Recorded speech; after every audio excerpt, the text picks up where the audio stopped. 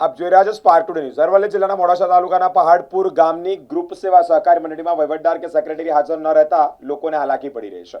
હાલાકીનો સામનો કરવાનો વારો આવ્યો છે। ગ્રુપ સેવા સહકારી મંડળી સામે 20 લાખની ઉચાપતના આક્ષેપ સામે આવ્યા છે, જે મામલે ગામ લોકોએ સંયુક્ત રજિસ્ટ્રાર અને સભ્ય બોર્ડ ઓફ નોમિનોઝ મહેસાણા વિભાગમાં ફરિયાદ કરતા પહાડપુર ગામ મંડળીમાં વહીવટદારની નિમણૂક કરવામાં આવી છે। ચોમાસાની ઋતુમાં વાવડી સમયે જ સેવા સહકારી મંડળી બંધ રહેતા ખેડૂતોને મુશ્કેલી પડી રહી છે, ત્યારે સેવા મંડળી ખોલવામાં આવે તેવી સભાસદોની માંગ છે। હું સુરેશચંદ્ર મોહનલાલ પટેલ સભાસદ મંડળીનો છું અને આ મંડળીની અંદર જે ઉચાપત થઈ છે એનો કોઈ નિકાલ આવતો નથી અને સેક્રેટરી તથા ચેરમેનશ્રી હાજર રહેતા નથી। સેક્રેટરીની જગ્યાએ અત્યારે હાલ પૂરતો કામ ચલાવવા માટે પહેલાં વહીવટદારની નિમણૂક કરવામાં આવી છે। વહીવટદારે આવી અને એમનું રોજ કામ કરેલું છે કાલે, અને 4 જગ્યાએ એક ઓફિસમાં અને ગોડાઉનની અંદર 4 તારા મારેલા છે અને આના કારણે નથી આવતા, એના કારણે ખેડૂતોને બહુ તકલીફ ઊભી થઈ છે। ખેડૂતોને ખાતર બિયારણ ક્યાંથી લેવું એ મોટો પ્રશ્ન ઉપસ્થિત થયો છે, એટલે ગામજનોમાં મોટોમાં મોટો આક્રોશ છે।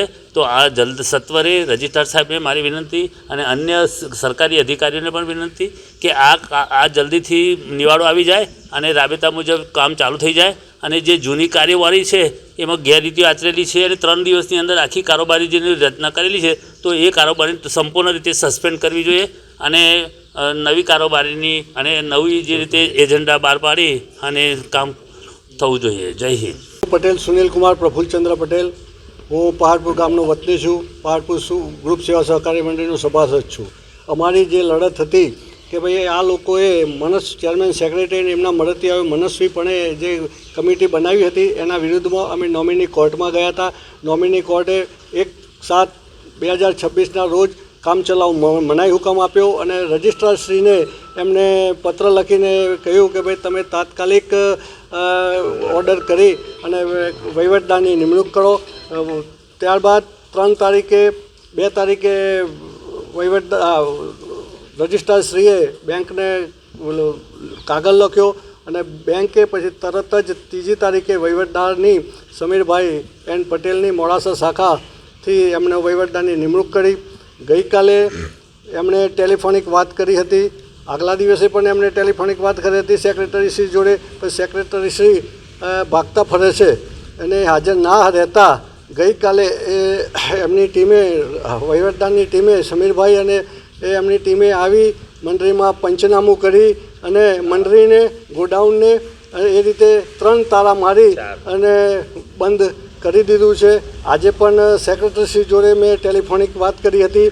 મેં એમને પૂછ્યું કે ભાઈ તમે કેમ નથી આવતા, એ જવાબ ના આપ્યો અને એમનો અવાજ ગભરાયેલો હતો।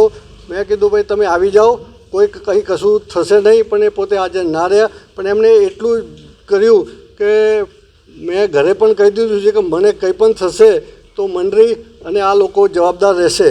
એમના અવાજમાં થોડું બીક જેવું લાગતું હતું કે આ જે લોકો છે મનસ્વીપણે એમને કંઈક ધાક ધમકી આપી અને ખોટું કામ કરાવવાની એમની ગણતરી છે, એટલે એમને અહીં હાજર રહેવા દેતા નથી। હું પટેલ જનકભાઈ સેવા મંડળીનો સભાસદ છું, ગામ પહાડપુર।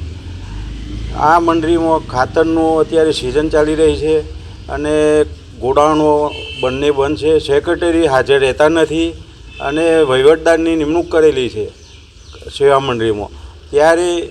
અત્યારે ખાતરની એટલી સિઝનની જરૂરિયાત છે, ત્યારે સ્ટોરકીવાળાએ ભાઈ કહ્યું કે ભાઈ ક્યાં છો, તો કહે છે કે ભાઈ ચેરમેનને ખબર। આ પ્રશ્ન આ બાબતે મેં ખેતી નિયામકશ્રીને જાણ કરેલી છે કે અરજી આપી હતી, તો એમને કીધું કે અમે કાર્યવાહી ચાલુ છે, 8 તારીખની મુદત આવી છે અને એ હાજર રહેતા નથી મુદતમાં પણ।